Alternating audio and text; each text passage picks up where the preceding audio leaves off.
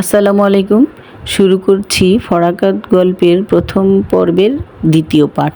পাথরে গড়া মূর্তির ভাব কেটে রাবিহা ধীরগতিতে এক পা এগিয়ে অবরুদ্ধ নিঃশ্বাস ফেলে খাটের এক কোণে গিয়ে বসল। রাবিহার তার শাশুড়ির মনোভাব বুঝতে পারছে না, তবে সে কিছুটা বিচলিত হয়ে আছে। মানবচিত্তে পাষাণ মূর্তি মানুষগুলোর ভাব আগে থেকে আন্দাজ করা বড়ই কষ্টকর। সালেহা বেগম আস্তে আস্তে রাবিহার গা ঘেঁষে খাটের উপর এসে বসে। তার হাত দিয়ে রাবিহার দু হাত, দু কান, গলার গহনা দিয়ে খুঁজে খুঁজে দেখছে। চুলের গোছা সরিয়ে তুলে উল্টিয়ে পাল্টিয়ে পরচুলা সন্দেহে যাচাই বাছাই করে। রাবিহার ঘন কালো অকৃত্রিম কেশের রূপটি সহজেই সালেহা বেগমের নজর কেড়ে নিল। আকস্মিক সালেহা বেগমের শকুন্ত দৃষ্টিক্ষেপ হলো রাবিহার বক্ষস্থলে। অপ্রস্তুত রাবিহা কিছুটা সলজ্জে তার আব্রু আবৃত করে শশব্যস্ত হয়ে নড়িয়ে চড়িয়ে সরে বসল। ব্যাধভীত হরিণীর মতো খানিক সময় তার মনটা সভয়ে কেঁপে উঠল। মুহূর্তেই তার মুখখানা কালিবর্ণ হয়ে গেল। অপরিমেয় পিপাসায় দগ্ধ ওষ্ঠাধর হতে কেমন যেন একটা স্তব্ধ তীব্র জ্বালা ছড়িয়ে পড়তে লাগলো। সালেহা বেগম স্ব-উৎসাহে বলে উঠল, রাবিহা। অশ্রুরুদ্ধ কণ্ঠে আর রুদ্ধ নিঃশ্বাস ত্যাগ করে রাবিহা শঙ্কিত মুখে বলল, জি মা। শরীর খারাপ লাগছে? জি না। কোনো মাথা ধরা টরা? না মা। পিপাসা লাগছে? পানি খাবে? না মা, আমার পানি খেতে ইচ্ছে করছে না। তাহলে তোমার কপাল ঘামছে কেন? জানি না মা। কোনো ভয় নেই, তুমি শান্ত মনে বসো। দু চারটা কথা জিজ্ঞেস করে আমি চলে যাব। তোমার প্রণয় নিবেদনের সময় আমাকে তুমি বিভৎসের কাটা ভেবো না। বেটার বউ সংসারে এলে অনেক কিছু যাচাই বাছাই করা দরকার আছে। শুধু দেহের সৌন্দর্য দেখলেই হয় না, দেহের দ্রষ্টুটিও খেয়াল করতে হয়। কারণ তোমার উদরে জন্ম নেবে আমার পরবর্তী প্রজন্ম। কোনো সন্তান আতুর ল্যাংড়া হোক, তা কি তুমি চাও? জি না মা, আমি কখনোই চাই না। আল্লাহ না করুন, আমিও চাই না। থাক, আজ সেসব কথা থাক। আচ্ছা বউ, তোমার গতরের গহনা কি স্বর্ণের নাকি ইমিটেশনের? জি না, আমার হাতের বালার কানের জিনিসটি স্বর্ণের। আপনার ছেলের দেয়া মিহিদানা নাকফুলটাও স্বর্ণের। নাকফুল মিহিদানাই হয়, নাকে ভারী জড়োয়া গহনা আমি সচরাচর কাউকে পরতে দেখিনি। হয়তো গাঢ় টারো আর সাঁওতালরা নাকি নোলক আকৃতির কিছু একটা ঝুলিয়ে রাখে। আমার কাছে খুব বিশ্রী দেখায়। সালেহা বেগম উৎসুক চোখে রাবিহাকে জিজ্ঞেস করল, আচ্ছা বউ, তোমার গলার হারটা ভারী চমৎকার লাগছে, এটা বুঝি স্বর্ণের? রাবিহা তার শাশুড়ির জিজ্ঞাসা মুখে দৃষ্টি অবনত করে বলল, না মা, এটি রূপার, উপরে স্বর্ণের প্রলেপ করা। সালেহা বেগম তার মুদ্রিত চোখ দুটো ঘন ঘন পলক ফেলছে। এরূপ শঠতা তার ভেতরের আশ্বস্তটা নিমিষেই পুড়ে ছাই হয়ে গেল। কুরুদ্ধ বিষয়ে আর অভিমানে ভরে সালেহা বেগম বলে উঠল, কি যোগ এলো গহনাগাটিতে জোচ্চুরি। বলি, এই ভেলকির দরকারই বা কী ছিল? হায় আল্লাহ, রঘুনাথপুর মানুষের একই কাণ্ড। লোকে সাধে বলে, পানি যখন সরে আসে তখনই পাকের খবর পাওয়া যায়। সাদে সিধা মানুষ, এদের ভিতর কি চতুরতা! রাবিহা, রাবিহা, ও রাবিহা। রাবিহার চোখ দুটি বেদনা পীড়িত ছলছল করতে লাগলো। বাষ্পরুদ্ধ স্বরে বলল, জি মা। দয়া করে বলবে এই কারসাজিটা কার? ধোঁকা বা ফাঁকি কোনোটাই আমি পছন্দ করি না। বধূবরণ বেলায় রাবিহাকে এত অপমানিত হতে হবে সে কখনো ভাবেনি। তার শাশুড়ি কিসের যে অভাব, কোথায় যে তার ব্যথা, সেটি রাবিহা ঠাহর করতে পারছে না।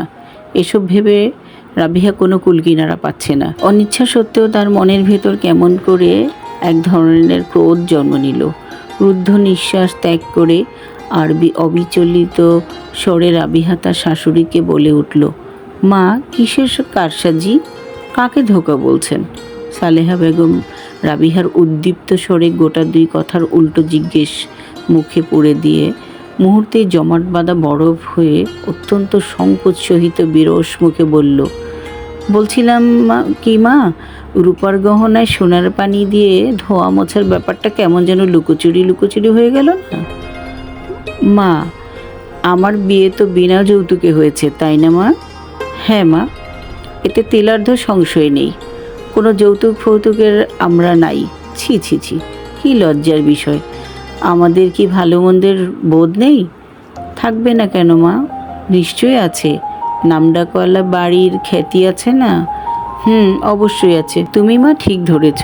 চিরাচরিতভাবে এ বাড়ির একটা ভালো সুনামও আছে। মা, আমার বাপ মার সামর্থ্য অনুযায়ী যতটুকু গহনা আমাকে দেওয়া হয়েছে, তাছাড়া এই গহনাটি একান্তই আমার। এতে পানি মেশানো থাকুক আর ছাই মেশানো থাকুক, কারোরই তো ছাই চাপা দুঃখ থাকার কথা নয়। আমি জানি খুবই তীক্ষ্ণ ধীমতি মেয়ে, তবুও এ কথা পাঁচকানে গেলে আত্মীয় স্বজন পাড়া প্রতিবেশীর লোকজন নানা কথা বলাবলি করবে। রাবিহা বেশ নমনীয় ও কোমল কণ্ঠে বলল, মা, আমি তো কোনো উলঙ্গ স্থানে কিছু করিনি, এমনকি হাটে হাঁড়িও ভাঙিনি। আমি আর আপনিই তো। এছাড়া তো এই ঘরে আর কেউ নেই, একমাত্র আল্লাহ ছাড়া। তাহলে এ কথা পাঁচকানে যাবে কি করে? সালেহা বেগম সাহসিনী পুত্রবধূর বচন প্রবচনে তার শরীর শিরার ধমনী হিমবাহ বইতে শুরু করছে। হীনদরিদ্র পল্লীতে সবুজ পালক বিশিষ্ট লেজ ঝোলা এবং কথা বলা এই সুখ পাখির জন্ম হলো কি করে? সে পুরো স্তম্ভিত। অদূর ভবিষ্যতে এ মেয়ে সালেহা বেগমের সংসার আর পাকের ঘরের চাবির গোছা অচিরেই তারা চলে বেঁধে নেবে। এ ভাবনায় সে বড়ই কাতর চিত্তে মুহূর্তেই শক্তিহীন হয়ে পড়ল। স্ত্রী জাতির গিন্নির রাজত্বের ওই হলো রাজধানী। এটি খসে গেলে সংসারের স্ত্রীলোকের সর্বময় কর্তৃত্ব আর থাকে না। সে হয়ে যায় সংসারের সবার কাছে অনুগ্রহের পাত্র। সালেহা বেগম এই সংসারের কারোর করুণার থাকতে রাজি নন। সংসারের রাজত্বের হাল তার চাই। মিনিট খানেক পর সালেহা বেগম জোরপূর্বক মনোবল দৃঢ় করে এদিক ওদিক তাকিয়ে সহাস্যে রাবিহাকে বলল, ঠিক বলেছ, খেয়াল নেই। সত্যি তো, এখানে তুমি আর আমি ছাড়া তো কেউ নেই। দেখলে বউ, বয়স হলে কি হয়, সব কিছু তালগোল বাকিয়ে ফেলি। জি মা, লোকের মুখে শুনতে পেলাম বরযাত্রীদের আহার বিহারে কি যেন সমস্যা হয়েছে। জেনে রাখো, অতিথিদেরকে কখনোই মনক্ষুণ্ণ করতে নেই। মা, আমি কি করে বলি? আমি বিয়ের কন্যা। আমি তো বউ সেজে অন্দরমহলে বসেছিলাম। সদরমহলের খবরাখবর আমি বলতে পারবো না। বৃষ্টি বাদলার দিন হয়তো একটু সমস্যা হয়েছে। হ্যাঁ, হতেই পারে। লোকজনের কথা কি আর বলবো। ঝড় বৃষ্টির দিনে বিয়ে বাড়িতে সুবিধা অসুবিধা থাকতে পারে। এর জন্য লোকের কাছে ফিসফিস করে বলা বলির কি আছে? যত সব ইতর ফাতর লোক। বউ, তুমি আবারও ওদের কথা কিছু মনে করো না। না মা, আমি কিছু মনে করিনি। কি আর বলা, নিন্দুকের এই হলো বৎস্বভাব। বউ, রাত অনেক হলো, আমি তোমাকে আর দু চারটে কথা বলে চলে যাচ্ছি। আমার এই ছেলেটা একটু বেকুব গোছের, কিছুটা অলস প্রকৃতিরও বলতে পারো। পড়াশোনা তেমন করেনি। সে আমাকে ভক্তি শ্রদ্ধা করে, আমিও তার উপর অনেক সন্তুষ্টি। মনে রেখো, এই ছেলে আমার জন্য অনেক কিছু ত্যাগ করতে পারে। যদিও এখনও সে নিজের আর্থিক অবস্থানে বেশ দুর্বল, আমি তার ব্যবসাটাকে অনেক জোড়াতালি দিয়ে এগিয়ে দিয়েছি। নাদান, ধরে রাখতে পারেনি। তোমার আশার উসিলায় ওর ভাগ্যটা যদি ঘুরে আমি খুশি হব। আমি জানি তুমি খুব বুদ্ধিমতী মেয়ে, তবু বলি, এখনই হুট করে কোনো ভুল সিদ্ধান্ত নিয়ে বসো না। সময় তো আর ফুরিয়ে যাচ্ছে না। রাবিহা নীরবে ঠান্ডা মাথায় তার শাশুড়ির শ্রাব্য অশ্রাব্য কথাগুলো মনের মধ্যে গাঁথুনি করে রেখেছে। কোনো বিরূপ প্রতিক্রিয়া বাহ্য প্রকাশ তার মুখের উপর দেখা মেলেনি। রাবিহা অব্যক্ত বিস্ময়ে কিছুক্ষণ চুপ করে বসে রইল। হঠাৎ করে রাবিহা কৌতূহলবশত সালেহা বেগমকে জিজ্ঞেস করল, মা? হ্যাঁ বলো। আপনার অন্য ছেলেদের প্রতি আপনি সন্তুষ্ট না? মোটেই না, ওরা ঠেটা গোছের ছেলে। এটা আমার ব্যর্থতা যে ওদের আমি বশীভূত করতে পারিনি। ওনারা আপনাকে ভক্তি শ্রদ্ধা করে না, ছাই করে, বদের হাড্ডি, গোলামের স্বভাব। ওদের বুদ্ধি বিবেচনা সবগুলো ধুলে মিশে গেছে। সারাক্ষণ বউয়ের কথায় উঠে বসে। বদমেজাজ শুধু মার সঙ্গে, ঘরের বউর কাছে মিনি বিলাই। ওদের কাছে ঘরের বউ হলো ছিকায় তোলা দইয়ের হাঁড়ি। যদিও বজ্জাতগুলো পড়াশোনা করে ভালো চাকরি বাকরি করছে, বিয়ে শাদিও তারা তাদের পছন্দ মতোই করছে। এ ব্যাপারে আমি কাউকে কোনো দিন বাধা দিইনি। মা, বাড়ির বাকি বৌঝিরা আপনার সেবা যত্ন বা খোঁজখবর নেয় না?